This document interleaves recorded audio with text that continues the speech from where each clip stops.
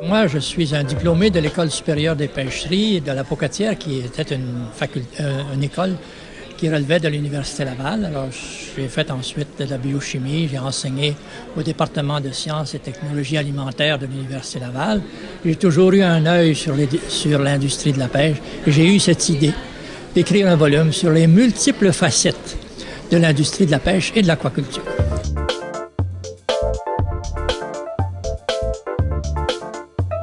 Pour faire de la pêche, d'abord, ça prend une ressource. Une ressource qui comprend des poissons, des mollusques, des crustacés, des invertébrés, etc. Mais une ressource qui vit dans un milieu qu'on appelle le milieu marin ou le milieu halieutique, par exemple. Ça, c'est des aspects. Alors, il faut traiter un peu, donc, faire comprendre qu'est-ce que c'est que les poissons, leur biologie, leur physiologie, comment ils se reproduisent.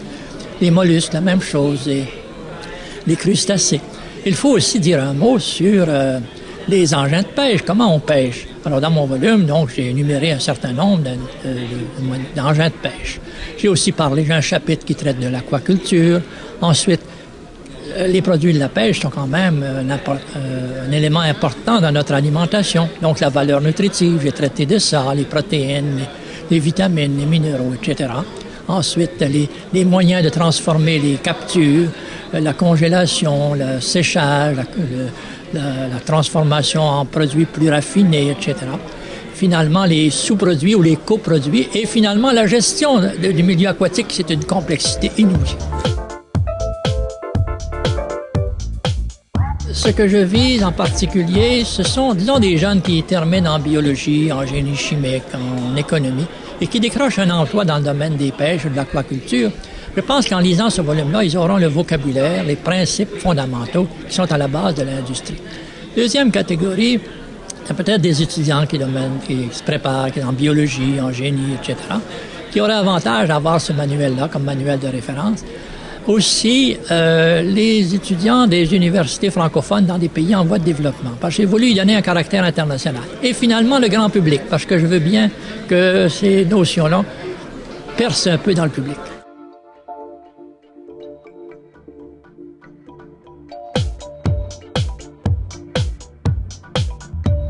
Vous savez, ça remonte au temps des Grecs. Le grand philosophe Aristote avait déjà dit qu'il ne fallait pas surexploiter. Et je pense qu'on a surexploité plusieurs espèces. Dans la présentation que j'ai faite, on a montré des engins de pêche assez efficaces. Dans le volume, vous verrez qu'il y en a d'autres qui sont encore aussi efficaces que ça. La mer, ça fait partie de notre quotidien, en ce sens que nous sommes dépendants de la mer, et la mer est peut-être dépendante de nous aussi.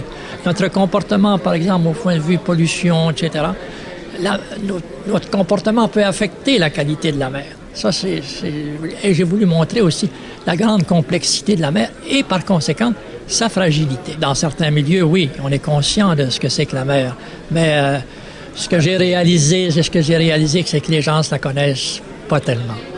Dans sa complexité, par exemple, tous les mouvements, la mer est un milieu très dynamique où ça bouge tout le temps. Il y a des courants, il y a des changements de température, il y a des changements de salinité. Et tout ça, le grand public ne connaît pas beaucoup.